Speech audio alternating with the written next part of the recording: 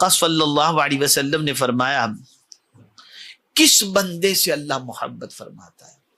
یہ بہت اہم حدیث ہے، ساری احادیث اہم ہے، لیکن اس حدیث کو اپنے ذہن کے اندر محفوظ رکھو. میں اپنے بچوں سے خاص طور پر عرض کروں گا کہ ہمارے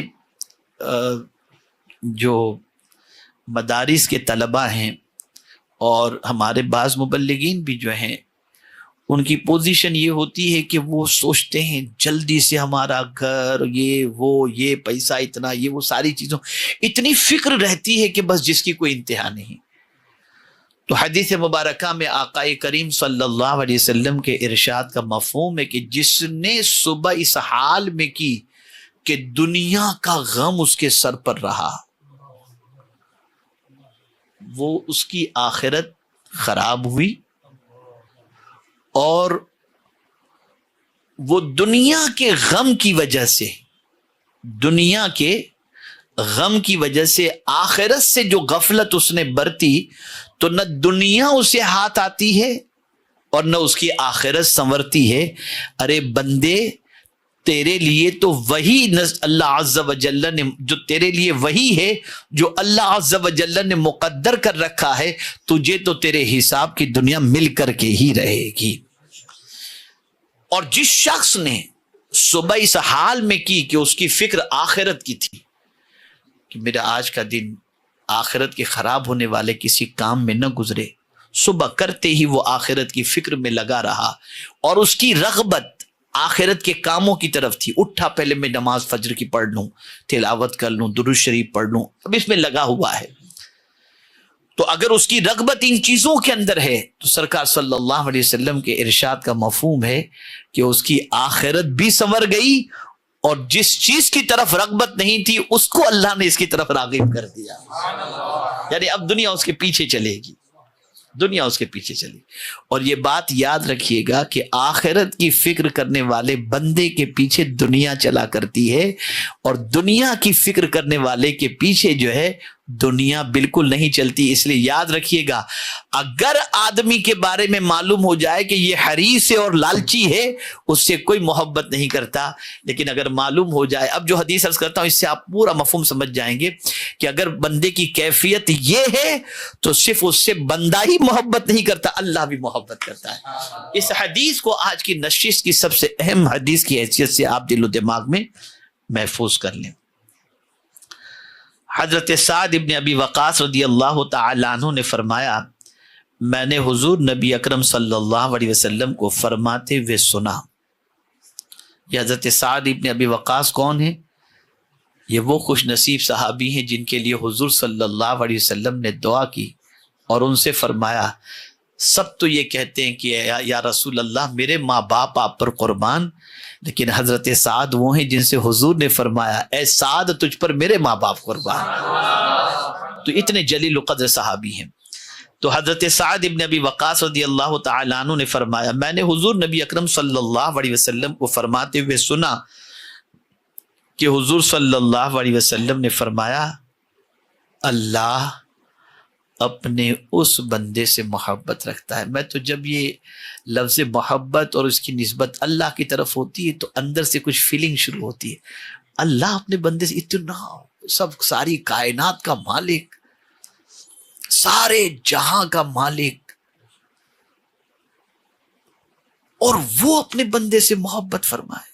یعنی اب آپ سوچیں کوئی بڑا آج کے دور میں چھوٹی، وہ خالق ہو کر بندے سے، اور کیسے بندے سے محبت فرماتے. اللہ کے ولیوں کی پوزیشن یہ تھی کہ یہ قرآن کے ان اوصاف کو تلاش کرتے تھے جن اوصاف کی بنیاد پر اللہ عز و جل ان سے محبت کرنے لگے. اور قرآن میں بے شمار مقامات پر موجود ہے کہ کن صفت والوں سے اللہ محبت فرماتا ہے. ان اللہ یحب التوابین و یحب المتطہرین، یہ قرآن مقدس کے اندر اس طریقے سے موجود ہے. تو اب حضور صلی اللہ علیہ وسلم فرماتے ہیں، اللہ تعالی اپنے اس بندے سے محبت فرماتا ہے جو متقی ہو. کون ہو؟ اب ہم سوچیں کہ ایسا کریں گے تو دنیا محبت کرے گی.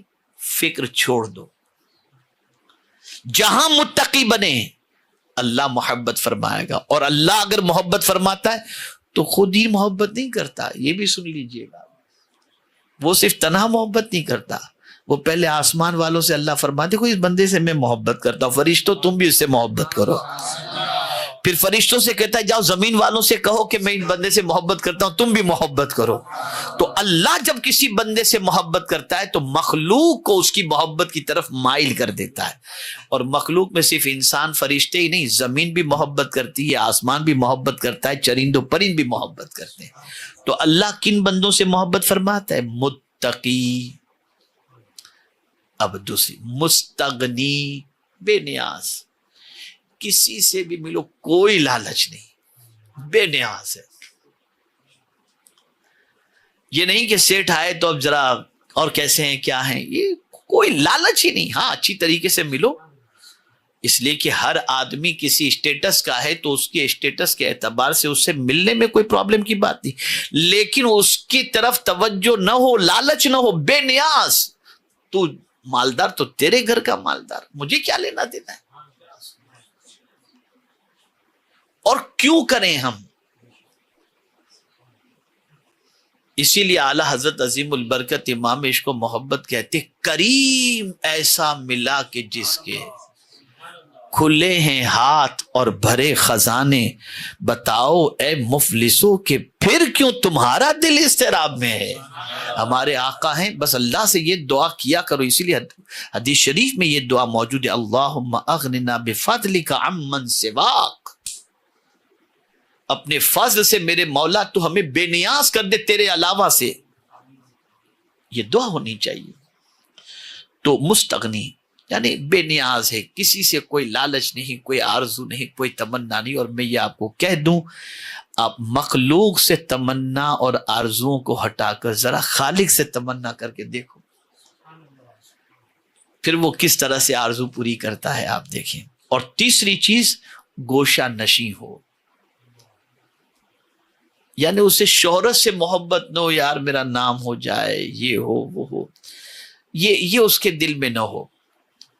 وہ بھلا اپنے رب کی یاد، اس لیے کہ قرآن کہتا ہے وَاذْكُرِ اسْمَ رَبِّكَ وَتَبَتَّلْ إِلَيْهِ تَبْتِيلًا، سب سے کٹ کر اس کے ذکر کے اندر، اس کے نام کے ذکر کے اندر، تمہارے رب کے ذکر کے اندر تم مصروف ہو جاؤ، اس کا ذکر کرو سب سے کٹ کر۔ خاتون جنت کو بطول اسی لیے کہا جاتا ہے، وہ سب سے کٹ کر اللہ کی یاد میں لگی رہتی تھی۔ تو یہ حدیث شریف متقی اور مستغنی اور گوشہ نشیں سے اللہ عز و جل محبت فرماتا ہے۔